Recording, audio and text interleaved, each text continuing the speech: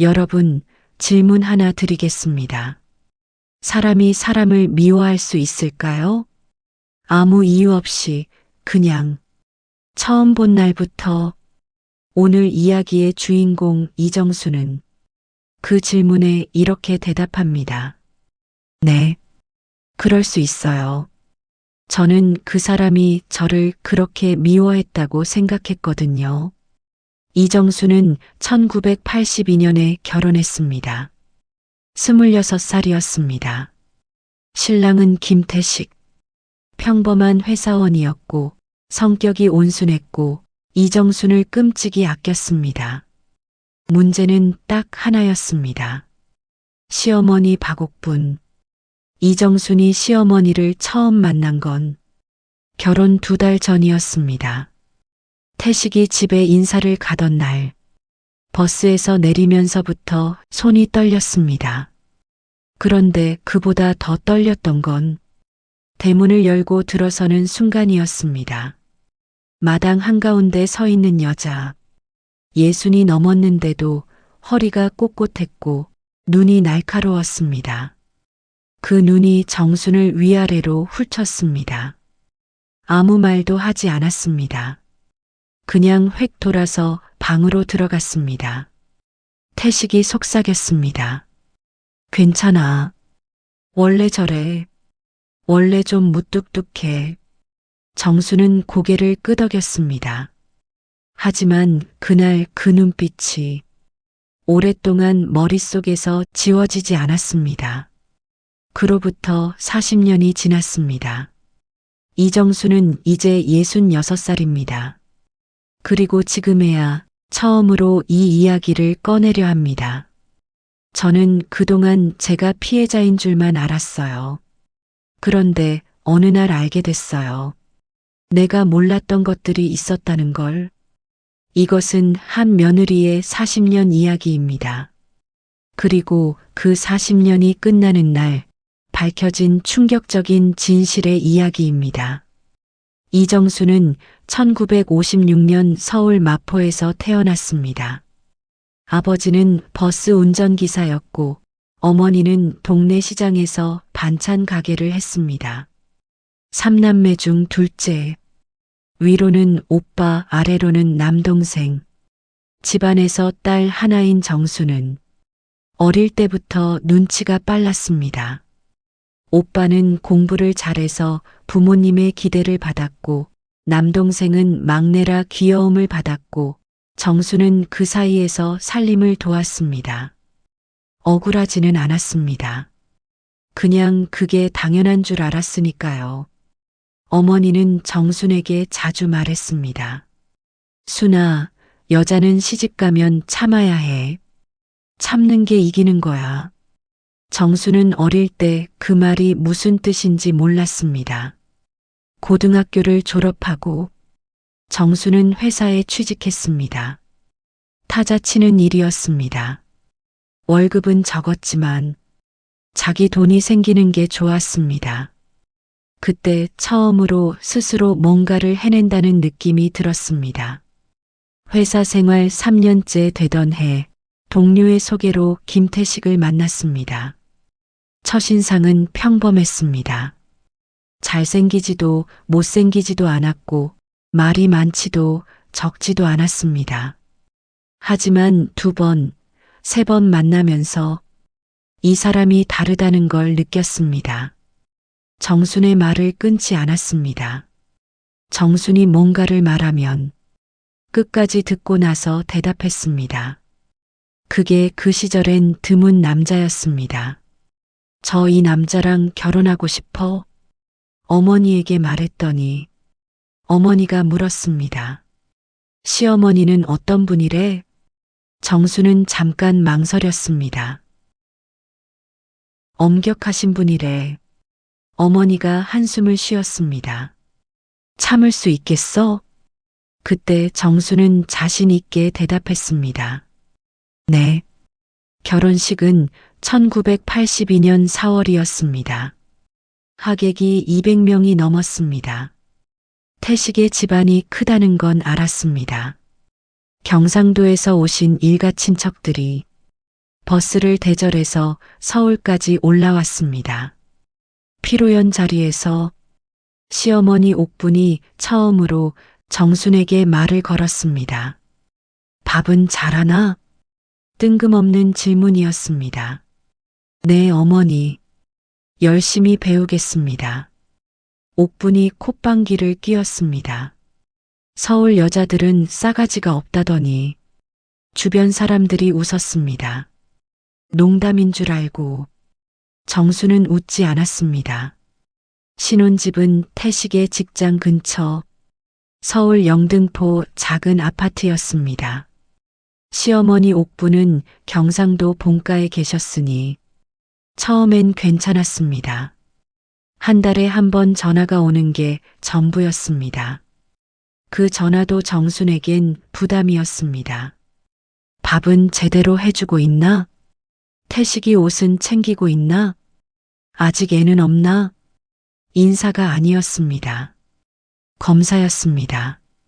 정수는 전화가 올 때마다 가슴이 조였습니다. 태식에게 말했습니다. 어머니가 전화하실 때마다 너무 긴장돼. 태식이 웃었습니다. 엄마가 원래 그래. 심한 뜻이 있는 게 아니야. 정수는 그 말을 믿으려 했습니다. 결혼 6개월 뒤 옥분이 서울에 올라왔습니다. 몸이 안 좋아서 병원을 다녀야 한다며 2달만 있겠다고 했습니다. 2달이 6달이 됐습니다. 6달이 1년이 됐습니다. 그리고 옥분은 끝내 본가로 내려가지 않았습니다. 옥분이 함께 살기 시작하면서 정순의 하루가 바뀌었습니다. 아침 5시 반, 옥분이 일어나는 시각이었습니다. 소리가 났습니다. 정수는 잠이 덜 깬 채로 일어나야 했습니다. 옥분보다 늦게 일어나면 하루가 꼬였습니다. 아직도 자나? 주부가 이 시간까지 자면 쓰나? 아침밥을 차리면 또 한 소리. 간이 왜 이래? 경상도 음식은 이것보다 짜야 해. 다음날 짜게 하면 또 한 소리. 와, 이리 짜노. 사람 짜게 먹이려고? 무엇을 해도 틀렸습니다. 정수는 처음엔 더 잘하려고 노력했습니다. 레시피를 외웠습니다. 새벽에 일어났습니다. 어머니가 좋아하는 음식을 공부했습니다. 하지만 뭘 해도 옥분의 기준에 맞는 날이 없었습니다. 그리고 정수는 서서히 깨달아갔습니다. 이건 실력의 문제가 아니구나.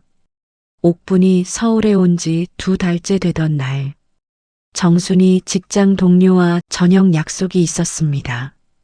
퇴근 후 2시간, 집에 오니 10시가 됐습니다. 옥분이 거실에 앉아 있었습니다. 불도 안 켜고 정순이 불을 켰습니다. 어머니, 왜 이러고 계세요? 옥분이 천천히 고개를 돌렸습니다. 네가 아직도 밖에서 쏘다니는 여자였나? 어머니, 직장 동료랑 저녁 먹은 거예요. 남자, 여자 동료들이요. 어디서? 몇 명이서? 정수는 그 질문에 대답하면서 가슴 어딘가가 무언가에 눌리는 느낌을 받았습니다. 나는 시집 온 게 아니라 입양된 건가? 그날 밤 태식에게 말했습니다. 나 너무 힘들어. 어머니가 왜 이러시는 건지 모르겠어. 태식이 말했습니다. 엄마도 여기 와서 외로우실 거야. 좀 참아줘. 정수는 그날 밤 베개에 얼굴을 묻고 울었습니다. 소리 없이 들킬까봐. 1984년 여름 처사이가 태어났습니다. 아들이었습니다. 태식이 기뻐서 어쩔 줄 몰랐습니다. 옥분도 웃었습니다. 처음 보는 웃음이었습니다. 하지만 그 웃음은 아이를 향한 것이었습니다. 정순을 향한 게 아니었습니다. 내 손자가 이렇게 생겼네. 옥분이 아이를 안았습니다. 정수는 지켜봤습니다. 이상하게 그 장면이 마음에 걸렸습니다. 출산 후 정순이 퇴원해서 집에 왔습니다. 몸이 천근만근이었습니다. 산후조리를 해야 했습니다. 그런데 옥분이 말했습니다. 애 낳는 게 뭐 대수라고 드러 누워 있나? 나는 네 신랑 낳고 다음 날 밥했다. 정수는 이불을 끌어올렸습니다. 아무 말도 하지 못했습니다. 몸이 쑤시고 아팠지만 이틀 뒤부터 다시 일어나 살림을 했습니다. 그때부터 정순의 몸 어딘가에 무언가가 쌓이기 시작했습니다. 아이 이름은 민준이라고 지었습니다. 정순이 지은 이름이었습니다. 그런데 옥분이 말했습니다. 이름이 왜 이래? 우리 집안은 학렬이 있다. 중간에 성자가 들어가야 해. 어머니, 저희가 이미 민준이로 정했어요. 정한 게 뭐가 중요해? 집안 학렬이 더 중요하지. 태식이 끼어들었습니다. 엄마, 그냥 민준이로 하자. 정순이가 좋아하는 이름이야. 옥분이 일어서며 방으로 들어갔습니다. 그날 밥을 안 먹었습니다. 태식이 정순에게 말했습니다. 그냥 어머니 맞춰줄 수 없어? 그게 그렇게 힘들어? 정순은 할 말이 없었습니다. 아이가 크면서 갈등도 함께 자랐습니다. 옥분은 민준을 자기 방식대로 키우려 했습니다. 정순이 아이를 두껍게 입히면 와 이리 두껍게 입히노 애가 땀나겠다. 얇게 입히면 와 이리 얇게 입히노 감기 걸리겠다.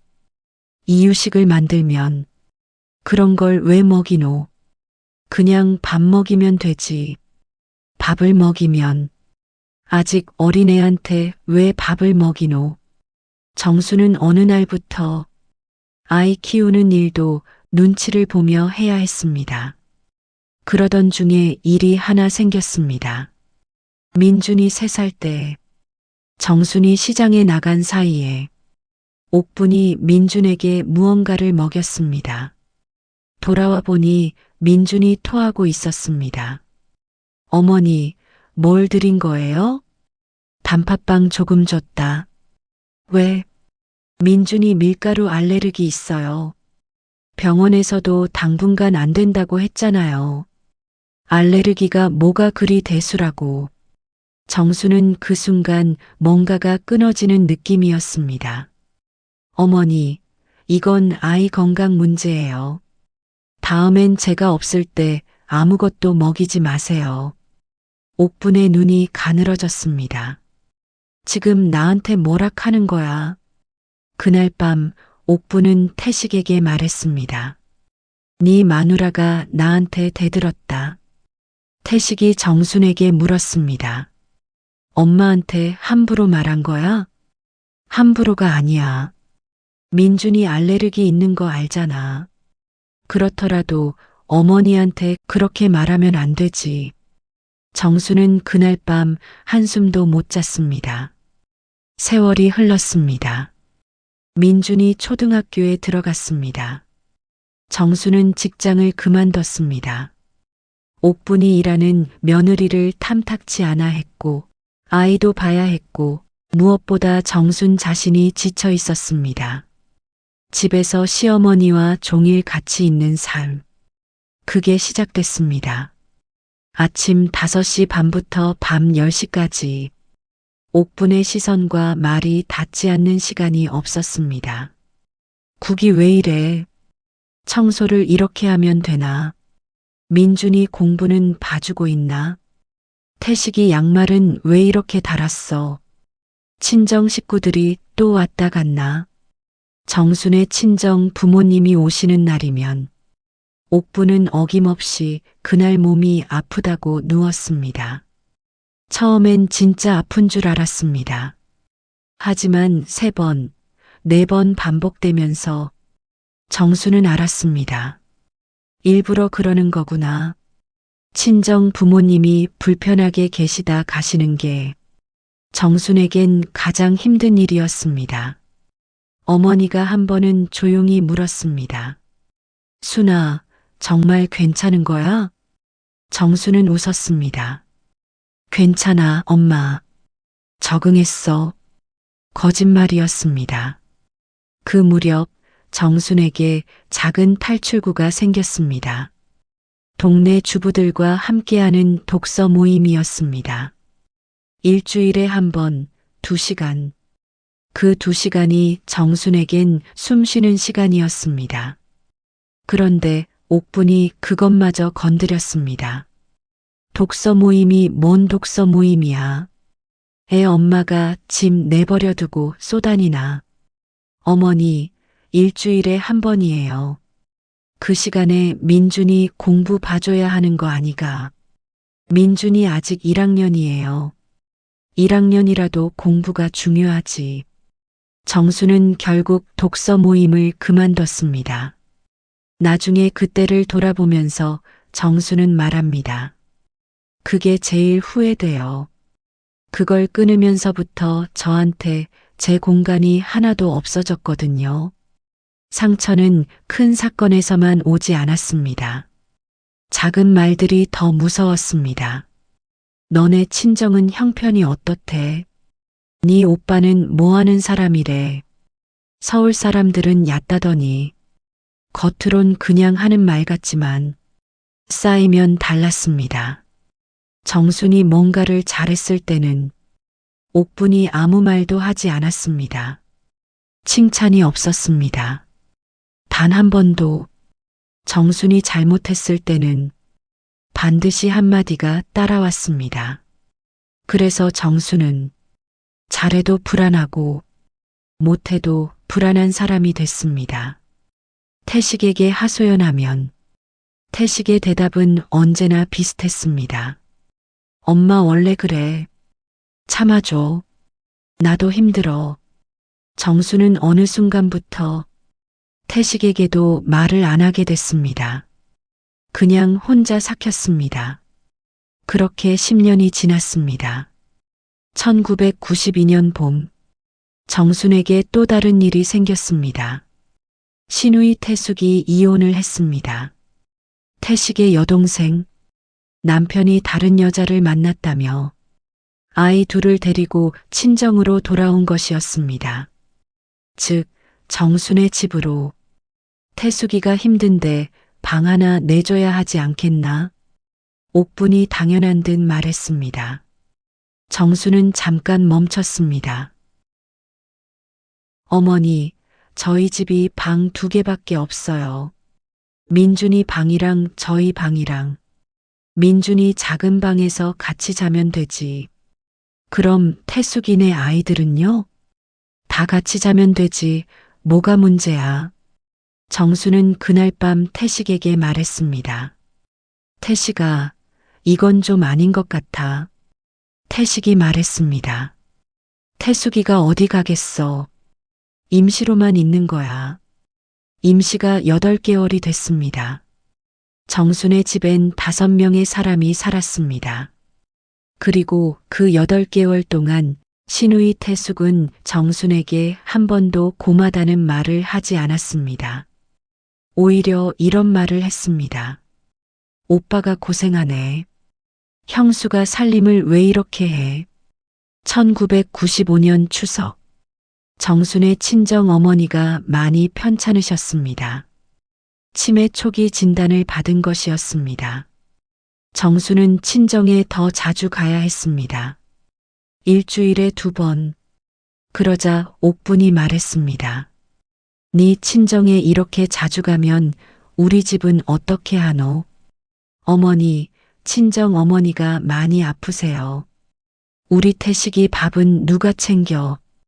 밥은 제가 다 해놓고 가요. 그래도 집에 사람이 없으면 되나? 정수는 그 순간 무언가가 차오르는 걸 느꼈습니다. 10년이 넘는 세월이, 한 번도 칭찬받지 못한 세월이, 혼자 삭혀온 말들이. 어머니, 옥분이 고개를 돌렸습니다. 저도 사람이에요. 목소리가 떨렸습니다. 저한테도 어머니가 있어요. 아프신 어머니를 제가 챙겨드려야 해요. 옥분이 눈을 가늘게 떴습니다. 뭐라고? 저 이제 못 참겠어요. 처음으로 한 말이었습니다. 13년 만에 처음으로 옥분의 얼굴이 굳었습니다. 그리고 돌아서서 방으로 들어갔습니다. 쾅! 문이 닫혔습니다. 정수는 그 자리에 주저앉았습니다. 말해버렸다. 두려움과 해방감이 동시에 왔습니다. 저녁에 태식이 돌아왔습니다.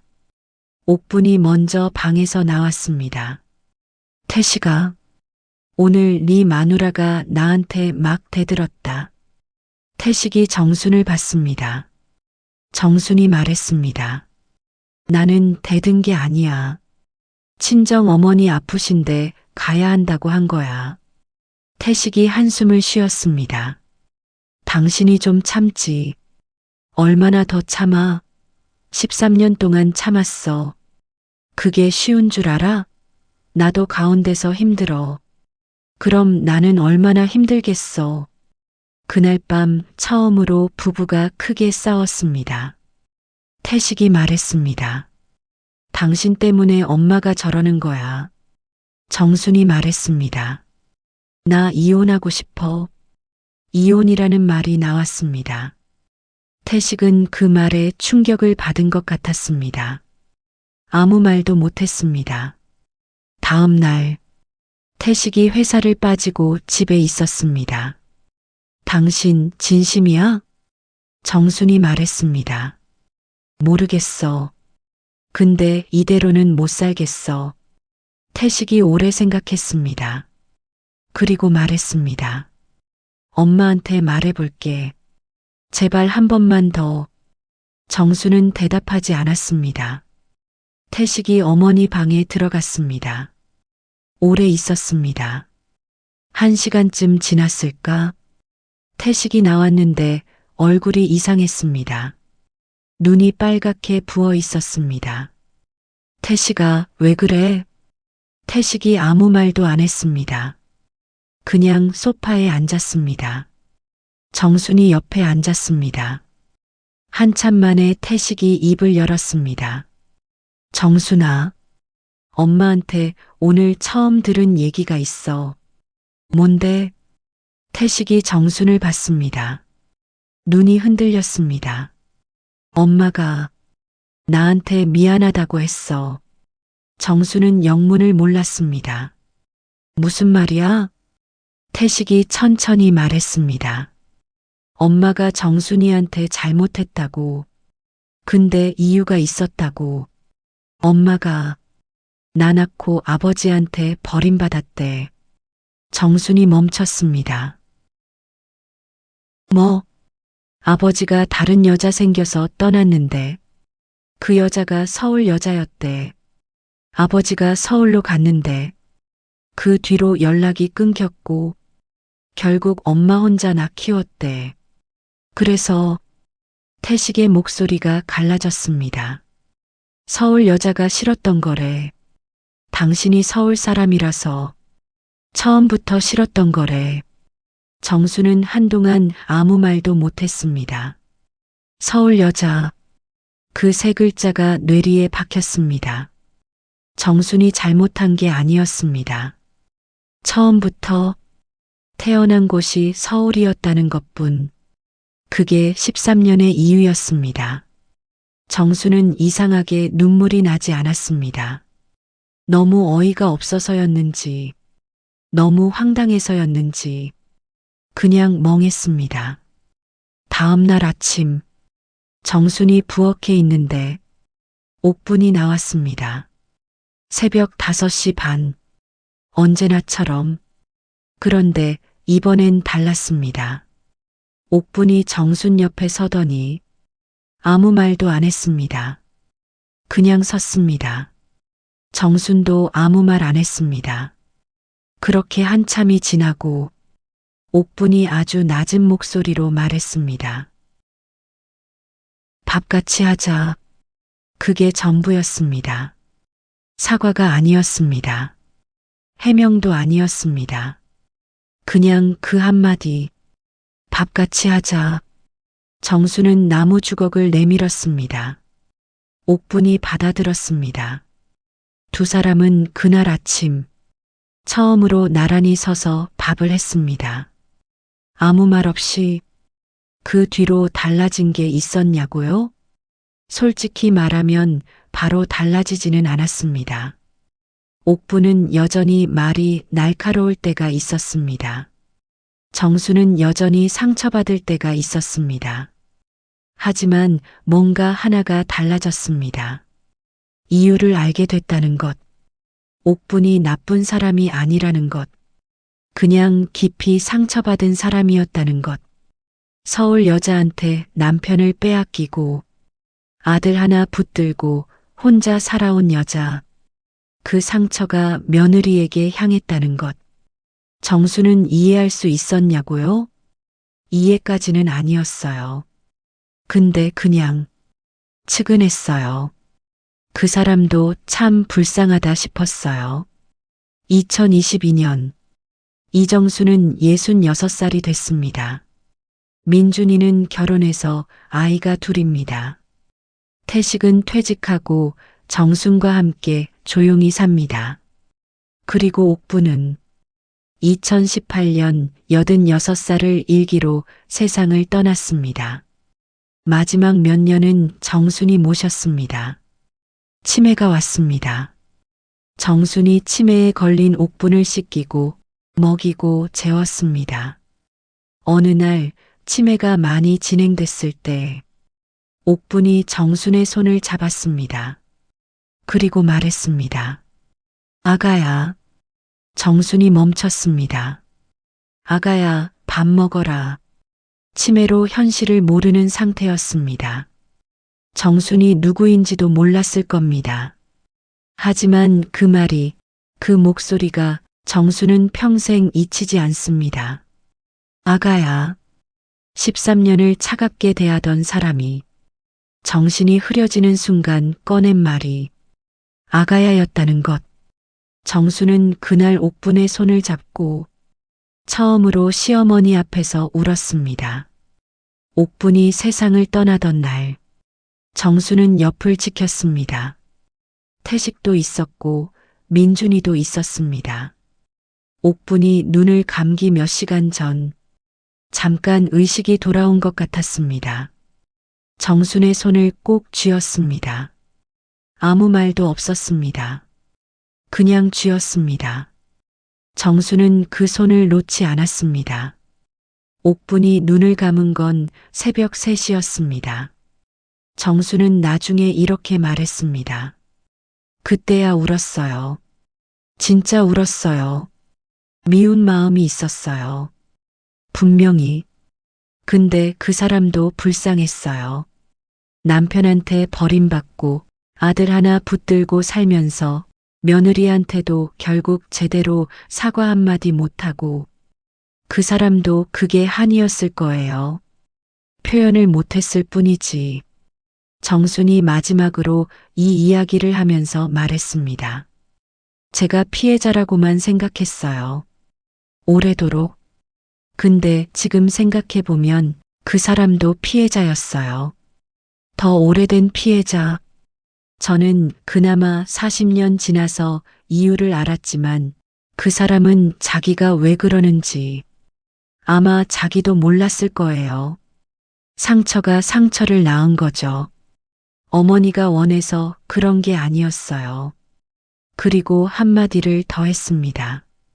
그래도 힘들었어요. 그건 사실이에요.